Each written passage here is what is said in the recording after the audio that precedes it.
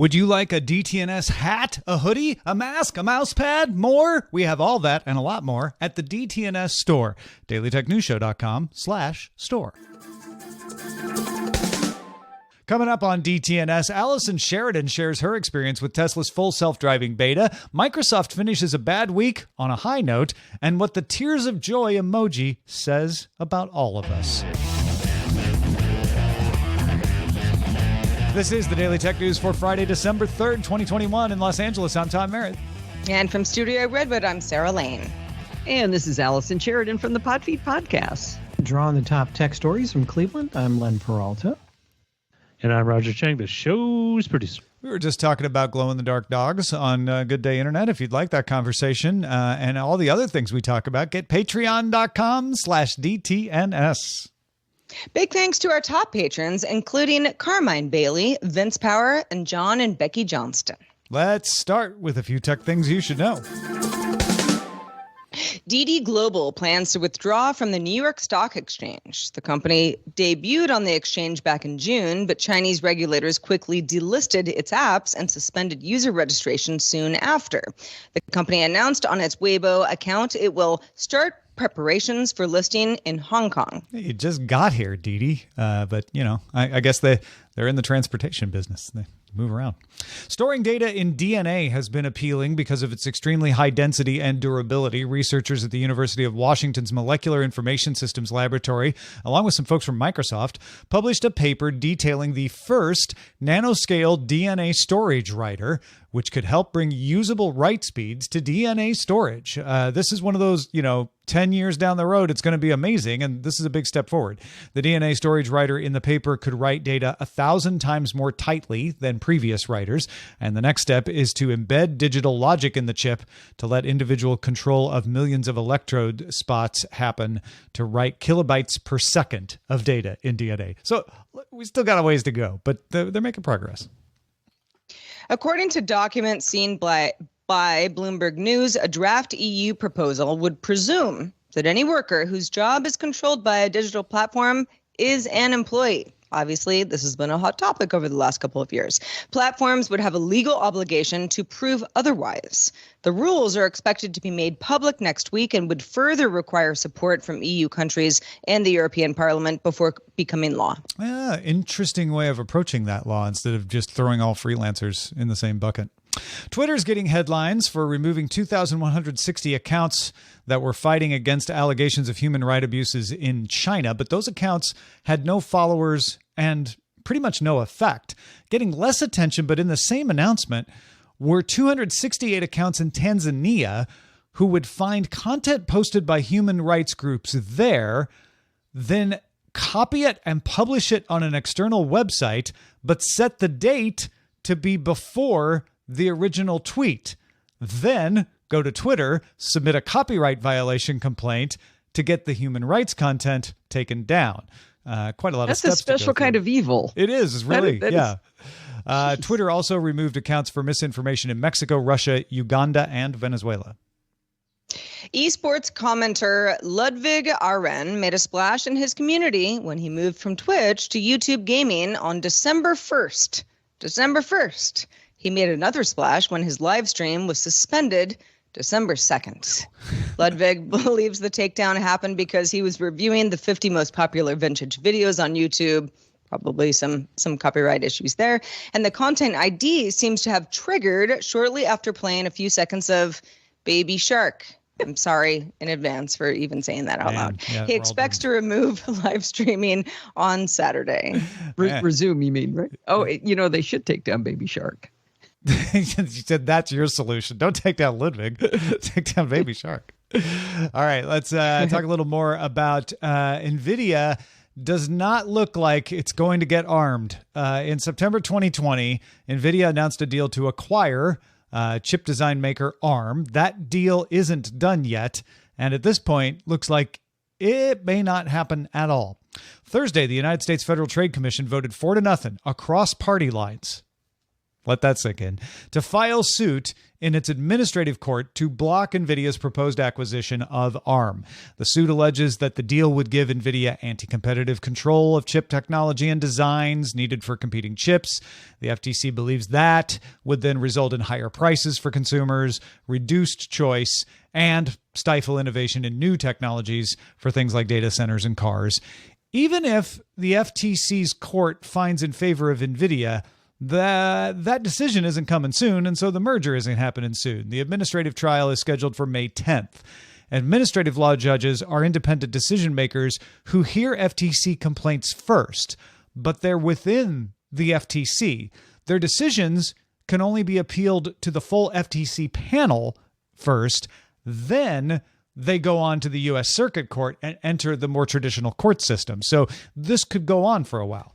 The Wall Street Journal points out that chip company mergers are not popular these days. The U.S. blocked Broadcom's acquisition of Qualcomm back in 2018. Same year, China nixed Qualcomm's own acquisition of NXP Semiconductor.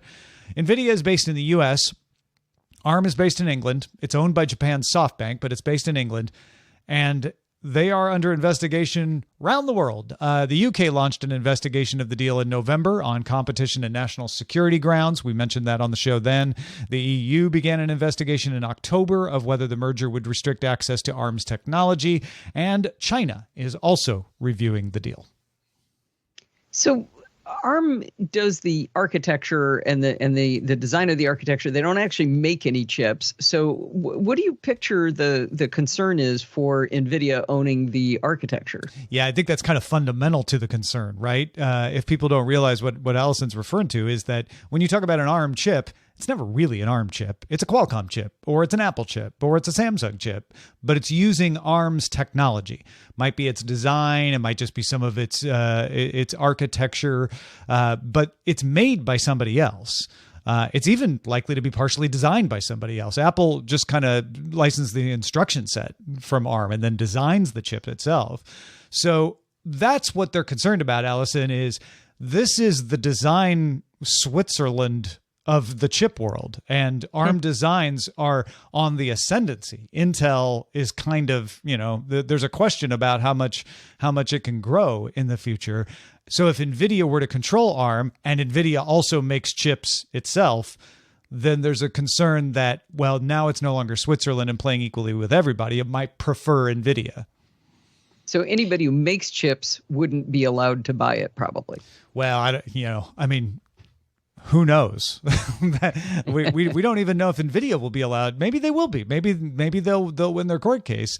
But that if you make chips, it sounds like you're going to have a harder time getting approval. The way all of this is going.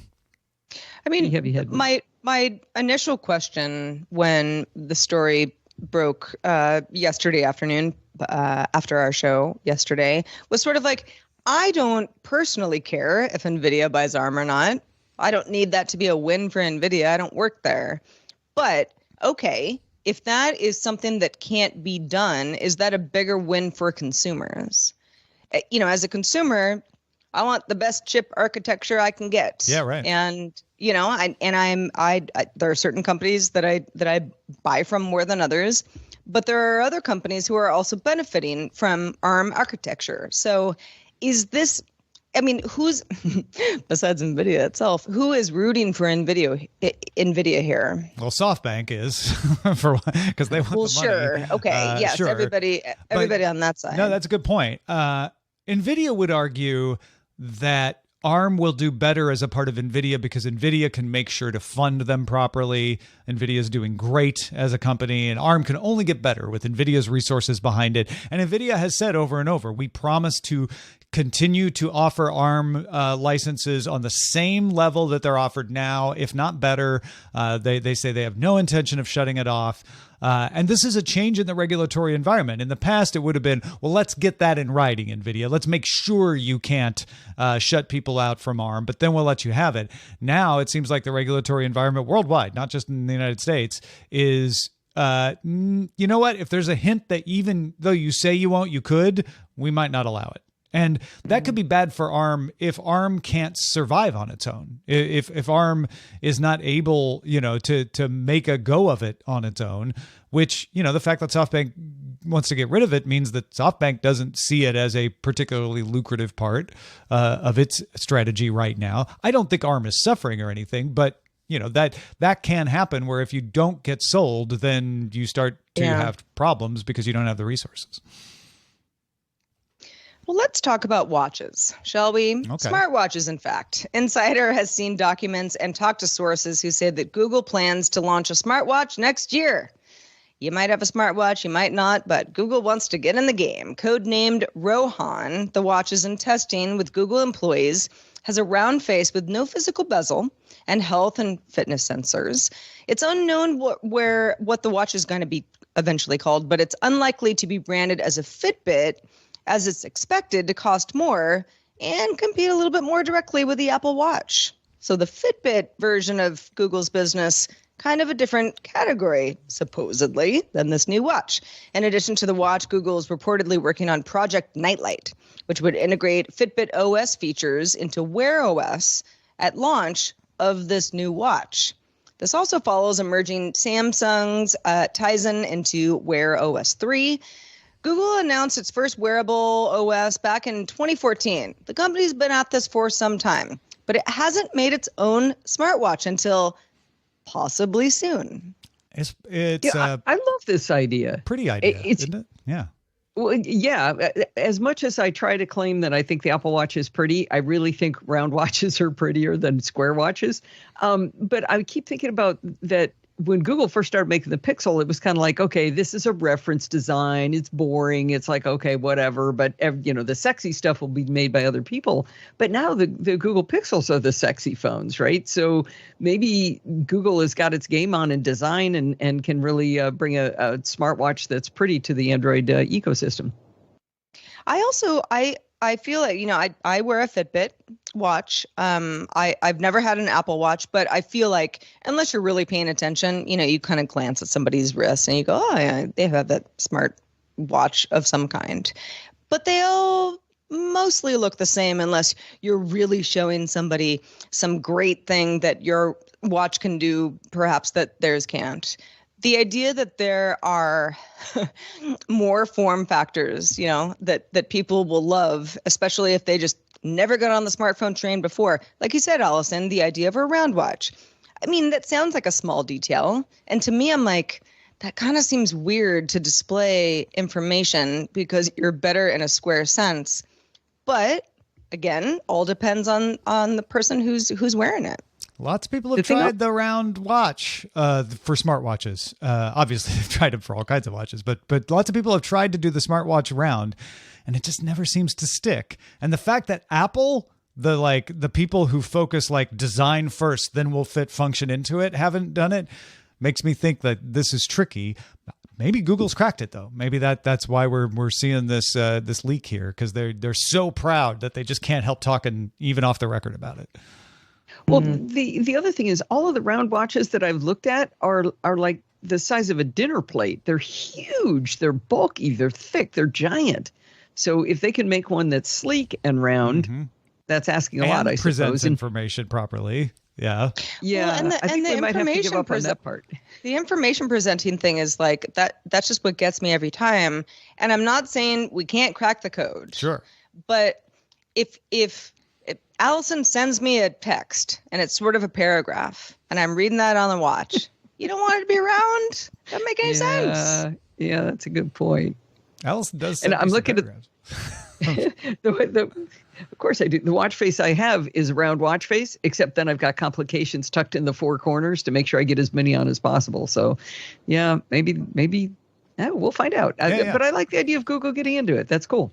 And they're definitely proud to talk about it because The Verge was able to get direct source information as well after the Insider came out. But somebody's out there like, I can't go on the record, but let me tell you, oh my gosh, we're so excited about Project Rohan or whatever. Well, and the whole idea of Google saying, okay, well, we've acquired Fitbit, and that is, I'm a Fitbit user.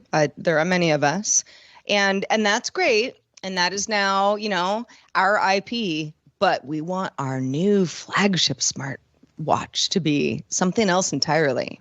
It's very Google of them. Yeah. Well, they haven't had a flagship of their own. They've only made the operating system. But like if you think of it like compare it to like the Pixel line, it's there's some similarities there. Yeah, that's what I think is interesting is that they're finally going to do that for the watch. They finally feel confident. They almost did it.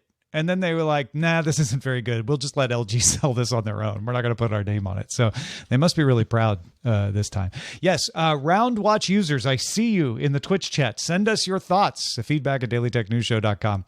Windows 11 has required you to navigate a series of screens and settings to change your default browser.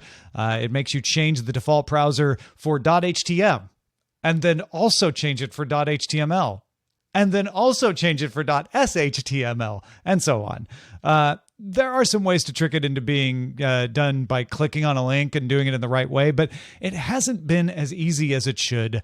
But that won't last for long. Windows 11 Insider Preview build 22509 still lets you assign by extension type if you want. You're not losing that. But it adds a make this browser, Chrome, Firefox, etc., your default browser as an option with a simple set default button. Developer Rafael Rivera discovered the change earlier this week, and Microsoft has confirmed, yes, that's in our test builds of Windows 11. We intend to make that change and let users set a default browser with a single button. It's not clear when this would get pushed out into Windows 11 proper to become available to all users, but it looks like you will get a very simple thing back. So I'm not sure why you thought it was better to do it the other way, Microsoft, but well done in changing it back. Now, to be clear, if you're running Edge and you try to download Chrome, it will still tell you, don't leave, please. One right? thing at a time. Yeah. I don't think they've changed that yet. Yes. That was the verbiage like, don't you want to be cool? Stay with Edge. Oh, yeah. No, there were multiples, and they're still there. Yeah. That was earlier this week, so let's focus on the positive for the moment. But yes. These other ways of doing it, it just seems so reminiscent of the 1990s, doesn't it? No kidding, right? Well, I get the giving you the option of like, hey, your default browser is Chrome, but maybe you want PDFs to open in Firefox for some reason. Here, we'll give you that control. That's great. Love that. But don't take away that default button. That was silly. Maybe the nerds did it. I kind of think maybe that's what actually happened in this case, right? Yeah. They're like, oh, we'll just give you all the controls. We don't need a default button then, right? Yeah, we still did. Turns out. And they're responding to that. So good for them. Hey, what do you want to hear us talk about on the show? You got a link? We've been getting great links in our subreddit. Open Bio's in there giving good stuff. KV's giving good stuff. We appreciate everybody doing that. Get into the subreddit, submit stories and vote on them at dailytechnewsshow.reddit.com. Well, known Tesla enthusiast Allison Sheridan worked very hard to get into the beta for Tesla's full self-driving software and has thoughts. You can read them at podfeet.com, but we wanted to have her on to give us some of the top-line thoughts right here. There are only about 12,000 beta testers out there, so let's start with what you had to do to qualify, Allison. There was an algorithm that you had to make happy. Is that right? Yeah, in order to try to get into the beta, you have to turn on this thing they call safety score. And for, I think it was 30 days, 30-day rolling period, the car actually judges how well you're driving. And the people who got 100 out of 100 during the first period, they got the beta test first. And then they went to the 99s. They're starting to roll it out to the 98s right now. I got to 99, but the safety score is really interesting. You can speed as fast as you can and you won't lose any points. You can cut off pedestrians. You can do all kinds of awful things and still get a 99. But what you can't do is if it gives you a collision avoidance warning, your score just goes in the pooper right away. And it can be real or it can just be doing it because it's wrong. It got mad at me for hard braking because I stopped for a yellow light. I could very safely stop for the yellow light. And if you can, you're supposed to. But if I had sped through the light, which I'm not supposed to by California driver law, then I wouldn't have gotten dinged on my score. So I feel like the algorithm is like your grandpa, like, well, you shouldn't have been driving that fast in the first place. You should have slowed down earlier. Like, yeah. So it sounds like they were like, of course, speeding is not part of the full self-driving software because the full self-driving software limits your speed, right? So they were only testing you on the things you would have to do to take over. That's what it sounds like to me. Allison, wouldn't collision warning scores also factor in how the car is driving around pedestrians? Yes, but I've never seen it give a collision avoidance warning when I was near a pedestrian. It's more often than not, it's phantom. Steve got one. We were on the freeway. We were going, 65 miles an hour, and there wasn't a car within 20 car lengths of us, and he got a collision avoidance warning. So that, unfortunately, is a fairly unreliable measure, and it's the most damaging to your score. Okay, but you were able to figure out the system. You got the 99. You got into the beta. Yes. And you took it out for a spin. How's it work? What are the settings? Tell us all about it. So the thing that amazed me about it is how unready it is. I described it in my blog post as being a student driver who is also drunk.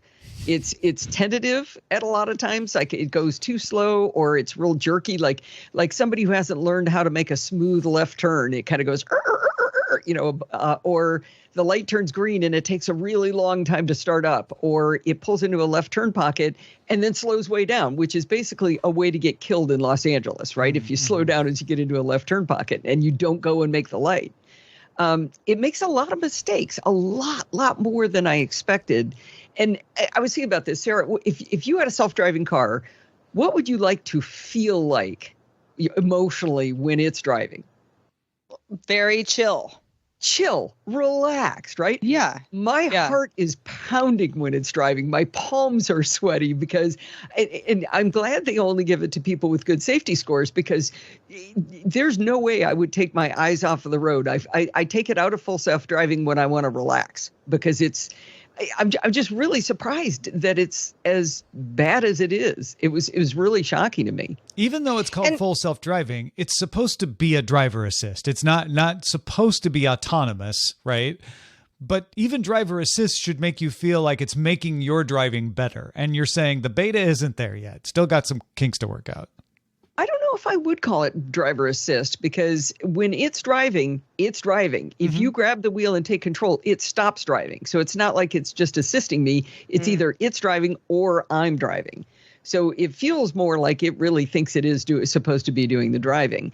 Now, as bad as this is, one thing I did want to say, I had it on full self-driving, and I came up to a T intersection. There was a car came from my left, and there were two lanes in my direction. So there was a car pulled up on my right. This car comes from the left. My car let it go through, but then my car didn't go because a pedestrian was starting to walk into the crosswalk. But the guy to the right of me blew through the stop sign. He did not slow down. A human drove significantly worse than this self-driving car. And so what I just have to keep reminding myself is this car is going to get smarter. Humans are not getting smarter. Right? Yeah. I mean, right. Unless you're like, you need to be a better driver and think about this every day. Humans are going to do what they do. Your car did the right thing in that moment. Yeah. But also that's confusing data for your car. A good point. Luckily, the smartest person was the pedestrian who was paying complete attention and did not step out in front of the car that blew through the stoplight. Or stop sign. I was scared because I saw that guy coming. I could tell he wasn't going to stop. I just got 10.5. The first version was 10.4, and it was supposed to be better. It's a little better at accelerating from a stop. It tends to accelerate from a stop too slowly, and it comes to a stop too quickly. It does really, it's accelerating right up to the light. And one of the things that's kind of interesting is the model that I have has radar and optical sensors. And if you go into the full self-driving, it's only using the optical sensors, and the newer models only have optical sensors. And both Steve and I feel like it's dumber because of that. It's not. It's like it's not seeing things that we think it saw before, especially things that are farther away. Well, in the end, this is a beta, And it's using a new way of using sensors, going camera only instead of radar, like you said. So are you still a believer in full self-driving? I hope so. One of the things I look for in a beta program, I love to beta test software. It's a little more terrifying than beta testing like Text Expander or something. But what I look for is a good feedback mechanism. And the funny thing is, the way you're supposed to do feedback is you're supposed to press a button on the screen that sends a video to Tesla. So here I am driving with a drunk student driver at the wheel, and I'm supposed to take my eye off the road, reach over quite a distance, and find this, 2-centimeter pixel, icon on the screen to press it.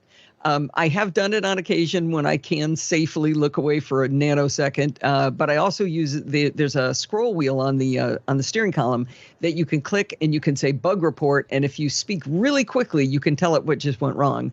And I do that more often because I can safely do it while I'm still driving or while my drunk student driver is driving. But yes, I'm a believer, but we are so not there yet.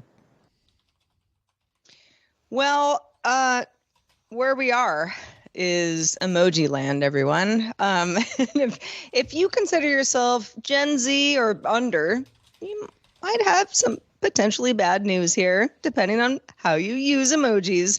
The Unicode Consortium has issued its list of the top 10 most used emojis of 2021. They do this every year. Tears of joy is still the number one emoji. Now, I apologize on behalf of all older generations because we love to laugh and we also love to cry while we're laughing. Apparently, the Gen Z folks don't use this emoji as much. Of the 3,600 emojis, the top 100 account for 82% of those used. So most emojis aren't really getting used very much anyway. We don't have a lot of emoji range out there, but besides tears of joy and the ubiquitous heart emoji, I use it every day, all the time. Here's what continues to trend. Thumbs up sign, loudly crying face, folded hands, also known as the prayer emoji, face blowing a kiss, smiling face with 3 hearts, smiling face with heart-shaped eyes, smiling face with smiling eyes. So smiling faces, hand-based emotion power flower emojis, still the most popular. Country flags, the least used.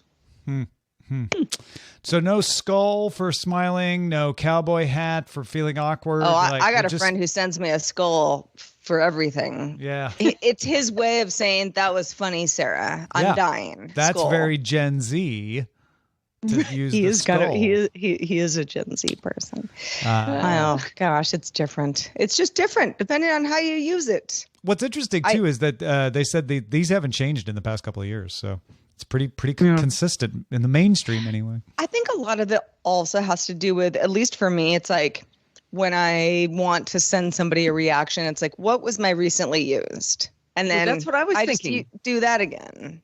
Yeah, maybe they're all in the recently used, and so this is self-fulfilling, and it'll never change because we don't know this. I didn't even know there was a skull there. Yeah, that makes perfect sense. You got to go sense. use it a bunch. All right, let's check out the mailbag.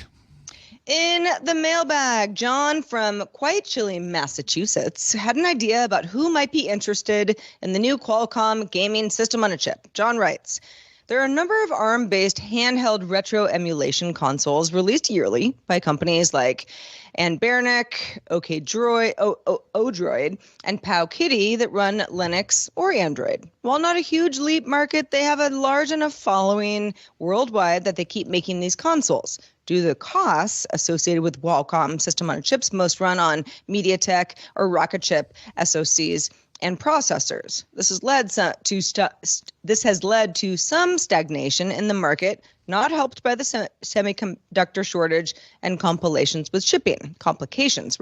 I suspect, says John, that these companies are going to be using this new gaming-focused SoC in their handhelds within the next year. No, that's a great point, John. Thank you. Thank you for pointing those out. There are a bunch of, we talked about the nicheness of this yesterday, and there are a bunch of niche models out there that are now going to probably switch to Qualcomm, which is actually bad for Rockchip and MediaTek. But that's good info. Thanks for that, and thanks for sending along the links as well. Indeed. Yeah, links are in our show notes. And if you do have feedback, anything that we've talked about on the show, you got something to contribute, we want to hear from you. It makes our show better. Feedback at dailytechnewsshow.com. Thank you in advance. We would also like to thank our brand new boss, and that brand new boss is Mr. Brains. Mr. Brains just started backing us on Patreon. Thank you, good sir. See, you got brains. You back us on Patreon. It's right there in the name. Good stuff. Also, thanks to Len Peralta, who has been illustrating the show. Good to have you back, Len. Let's talk illustrations. What did you draw for us today? Well, I use the shrug emoji a lot, but, I can see why crying tear emoji would be big. I actually think that the crying tear emoji might be the one who is behind the self-driving car here, who is obviously in this drawing chasing after Podfeed, after Allison. That's one thing that I didn't hear, Allison. You didn't it didn't chase you down. So you stayed in the car at least. But this is my depiction of if the crazy emoji were chasing of joy you down. at chasing Allison in an autonomous car. It's a little bit to be cruel, fair, isn't it? It does have the summon mode, so we could enact that. Yeah. Exactly. Well, this drawing, if you're into emojis and to self-driving cars, this is on my online store at lenperaltastore.com. It's also at my Patreon, patreon.com/Len. I also should mention I'm still drawing custom drawn holiday cards. I'm taking those orders until the 20th. So you may want to get those in because my bandwidth is getting very thin on those. So good luck, everybody. Well, thank you, Len. Good stuff as always. And also thanks to Allison Sheridan and helping us understand a little bit more about how it is to drive with an autonomous Tesla, among other things. Let folks know where they can keep up with your work. Well, I'm glad you asked about that, Sarah, because I've been hearing a lot about Meta and the metaverse, and I wanted to understand what it actually was. So I asked a gentleman named Tom Merritt to come on Chit Chat Across the Pond Light with me and try to convince me that this is actually real. You can find that in your podcatcher of choice under Chit Chat Across the Pond Light or at podfeet.com. Well, that's excellent. It's always good. We're I don't know. I had a good time. It was a good time. I was trying to make a supply chain joke about how we share resources and it wasn't coming together. But we are live on this show Monday through Friday at 4:30 p.m. Eastern, 21:30 UTC. You can find out more at dailytechnewsshow.com/live. Do join us live if you can. We'll be back on Monday to talk with Brian Brushwood about the workaround, the problems brought about by supply chain delays. Talk to you then.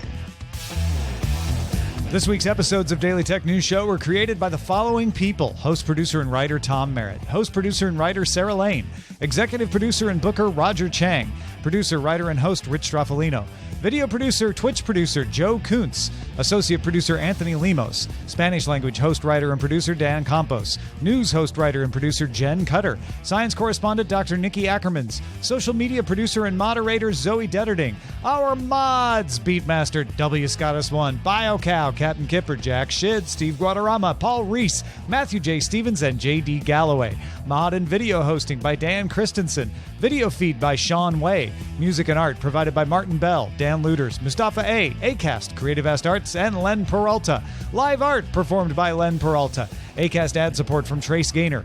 Patreon support from Stefan Brown. And contributors for this week's show were Rob Dunwood, Scott Johnson, Justin Robert Young, and Allison Sheridan. Thanks to all our patrons who make the show possible. This show is part of the Frog Pants Network. Get more at frogpants.com.